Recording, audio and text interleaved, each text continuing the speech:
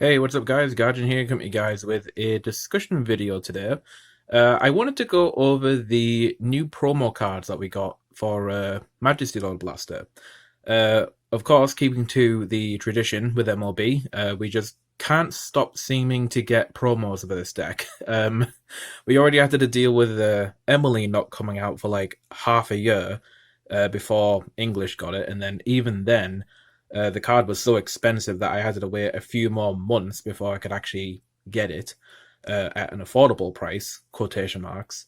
But then we also got Cordyla, of course, the grade 1, which was not too bad because when it initially came out, it wasn't too expensive. And then I think it did get a box topper reprint later on, so that was okay.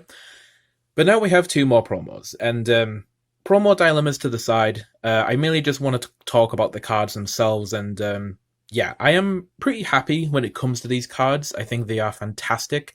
And yeah, there's also like some other side cards I want to talk about as well that kind of synergize with these cards as well. So let's get into it.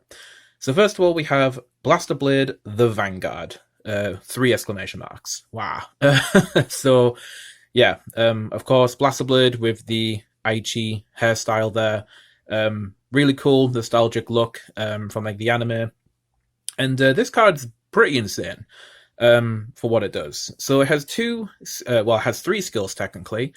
The first one's a continuous skill. Whilst it's in the soul, if your Vanguard is a grade 3 Majesty Lord Blaster, your Vanguard's original power becomes 18,000. That's nuts. So we were already a 15k base with MLB's continuous skill, because we got plus 2k from that by having a Blade in Dark and Soul. But now, if we have this in Soul, we now have a total of 20,000 power, since this will make our original power 18,000, and then MLB's continuous skill will make it 20,000, which is really insane. It turns a 15k guard into a 35k baseline, power base when it comes to guarding. So that's nuts because I think the threshold pretty much with the current state of the game is like 33k is kind of like what you want to reach, because if you can get 33, not even a front trigger can guard that. So they have to at minimum do 2 cards to block an attack of 33,000. So the fact that we can just guard with a 15k to block those 33k swings is really, really good. This is going to make the deck even more tanky and just harder to kill. And not to mention, it's going to make multi-attacking against this deck even more difficult, since one defensive is now going to put you to 30k, which is kind of nuts. So yeah. And then we have the second skill, which is Auto from Hand. At the end of the battle that your grade 3 Vanguard attacked, they did have to errata that bit. I think there was an error in the translation initially when this card got revealed. But yeah, it is when your grade 3 Vanguard attacked. You can pay the cost of Counterblast 1, bind a grade 3 Vanguard with Blaster in its card name and only Royal Paladin in its clan, ride this card as stand, and it gets 5,000 power until the end of turn. And then at the end of that battle that this unit attacked, you ride the card bound for this cost as rest. So, there's a lot to take in there. I mean, pretty much you're getting an extra attack there with the Vanguard, but it's going to be in the form of Blaster Blade the Vanguard swinging as the Vanguard, keeping the namesake. But yeah, this is pretty good because it gives us an extra blaster swing, which makes our Emmeline's even more bigger now, essentially. So, yeah, we're going to get really obscure boosting lines with the Emmeline now, just for the extra blaster swing, which is insane. And then I wanted to talk something about, there was a card in DivineZ 2, which synergizes with this skill perfectly, which is, how do you pronounce this? Is it like Gaslinus Dragon? Something like that? Anyway, it's a grade 2 from DivineZ 2, and it says, Auto Rearguard, when your Vanguard is placed during your battle phase, you can pay the cost of Energy Blast 3, you get to countercharge 1, and then that unit and this unit get 5,000 power until the end of turn. That's really good with the way Blaster Blade the Vanguard works. Actually insane. Also, you might notice from this, it says, well, this entire skill, it's not once per turn. And if you go back to Blaster Blade the Vanguard here, it does say that when you re-ride back into the Majesty Lord Blaster, you are riding that card from Bound as rest, which means the Dragon skill can have a second opportunity to proc, which means, yeah, if you have an abundance of energy, you could do like an Energy Blast 6 in that one turn and get like a counter charge of 2, which is pretty damn good.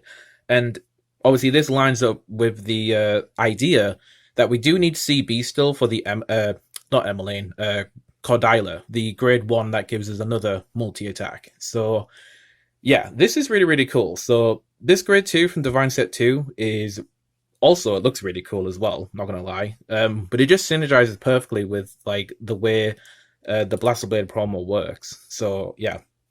Also, a cute little factor that you should know is that because you are attacking with a grade 2 Vanguard, the triggers that get extra shield when your opponent's Vanguard's grade 3 or greater obviously aren't going to have the extra shield. So the draws and the front triggers that get extra shield no longer get extra shield now, which is kind of funny. So your opponents will have to double check their math when it comes to guarding this Vanguard attack. And another side note is I don't think this is going to be as applicable, but it is kind of funny that you could do this. When you have to re-ride back into the Majesty Lord Blaster from the bind zone, you don't technically have to do it because it says at the end of the battle that the Blaster Blade the Vanguard swings. Like at the end of that unit's attack, that's when you re-ride into MLB. But who's to say we're always going to do that, right? Who's to say that we just don't attack with the Vanguard? Like if we just don't attack with the Vanguard, we don't re-ride, and then we stay at a grade 2. And you might be asking, well, why would you do that? Well, if you go against a stride deck, you're no longer at grade 3, and they can no longer stride on you if you ended up going first, which, you know, typically with a stride deck, they want to go second a lot of the time. So you can have your grade 3 turn with your MLB swing, go into this, and then just not attack with Blaster Blade the Vanguard, and then you stay at a grade 2 base. Now, it does set you back a little bit, because you do then have to normal ride one of your Persona Ride copies of MLB from the main deck onto the Vanguard again. And obviously, if you don't have it, then you're stuck at a grade 2. But it is a piece of interaction that it is worth knowing. Maybe it could be worthwhile doing that, who knows, but we'll just have to see. I think I'm leaning more so on the line that it probably wouldn't, because I think I would prefer having a follow-up turn, with my turn 4 having like a Persona Ride and then doing multi-attacks with that. But yeah, something worth mentioning. And of course the last skill, which is kind of the most irrelevant bit of the card really, is when this unit is placed on Vanguard, you can pay the cost of Energy Blast 3, choose one of your opponent's rear guards, and retire it. So, I don't know, maybe late game if you have some spare energy, you could use this, have a bit of spot removal. At least it's spot removal that doesn't cost CB, like the normal Blaster Blade. So that's kind of cool. But yeah, I mean, with the Ordeal Dragon, I feel like we're going to primarily be putting energy into this. And possibly the generic grade 2 from DivineZ 1, the one that allows you to, I think it's draw a card when it's placed on rear or guardian circle, I think. I think that's an Energy Blast 3 as well. You guys will have the image on the screen anyway, with what I'm talking about. But yeah, anyway, the last card I wanted to talk about was the other promo card that we got revealed, I think it was like sometimes last week, which is Ordeal Dragon. So this is a grade 1, and it says, continuous rear guard, during your turn, if your soul has a Blaster Blade and a Blaster Dark, this unit gets power plus 5,000. So, not too bad. It's a 13k booster.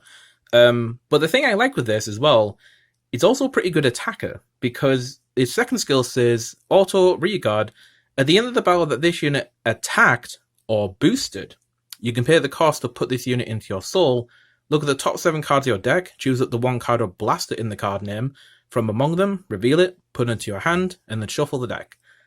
Amazing. Absolutely amazing filtering. The thing I love with this is that it gives us a consistent way to get to Majesty Lord Blaster, to get to our Persona rides, because the one thing that's always frustrated me with Merrin in the ride line is that it has to be a grade 2 blaster. Nothing less, nothing more, grade 2.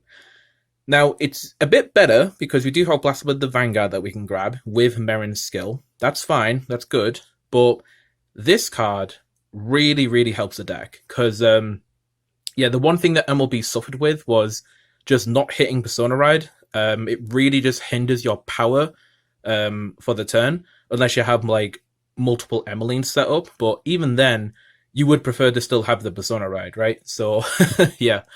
But yeah, this is fantastic. The fact that this card as well can come down on the early game, like as early as grade 1, because our grade 1 turns have always just been Ride Merrin, attack, and that's it. Like, sometimes you might call Cordyla behind Merrin just to secure the hit to get some early damage in, but then that would depend on if you're going against like a control deck that could like kill the Cordyla, which is a bit risky at times since you really want to hold on to that piece for the late game. But with this goes into the soul after it attacks or boosts, so we can just call this down, get a little bit of early game aggro in, put it into soul, and then consistently, hopefully from a top 7 check, I'd imagine, get a blaster to our hand. So it can also help us just getting dark and, you know, Blaster Blade the Vanguard or Blaster Blade himself. So yeah, absolutely fantastic support card. Really happy with this. It just sucks that this and also Blaster Blade the Vanguard are both promo cards. Now, we don't know when or how we're going to get these in English. So that's going to be the main determinable factor of how mad I'll get. So hopefully they don't make these too difficult to get. We have had cases before where encounter decks have had main set support. Like, I think Minerva had like that grade 1 come in like a way later on set, which was really, really good for her. But yeah, please, like, can we just get these cards easily in English? I don't want to be forking out like 20 to 40 pounds worth for like per copy. It's just insane. Like, I don't want another Emmeline situation. Like I said, Cordyla wasn't too bad because it was a bit more accessible, and on the lower end of the prices because it was specifically for MLB. Of course, Emmeline had the awkwardness of the fact that PBO could also play it as well, and it also had a bit of utility for premium format, so with it just being Blaster generic. But yeah, either way, Ordeal Dragon, Blaster with the Vanguard, amazing cards. Love these cards. I am aware that everyone's been asking recently for an update on MLB deck. I do understand. There hasn't really been too many changes to the deck since I last profiled it, but who knows? Maybe when Divine Set 1 comes out, I might consider profiling it then, with like a new era coming in. But who knows? It really depends on how I feel because, like I said, the deck hasn't changed too much, but if these promos come out early enough, then I'll definitely profile it, obviously, because these support cards are insane. But yeah, that's all I've got. So either way, hope you guys enjoyed the discussion. I did want to do a video talking about these cards because they are. I was like immensely happy with the skills that these things had. So yeah, I hope you guys enjoyed me talking about them for a little bit. So yeah, but either way, that's it for me. This is Guardian, signing out.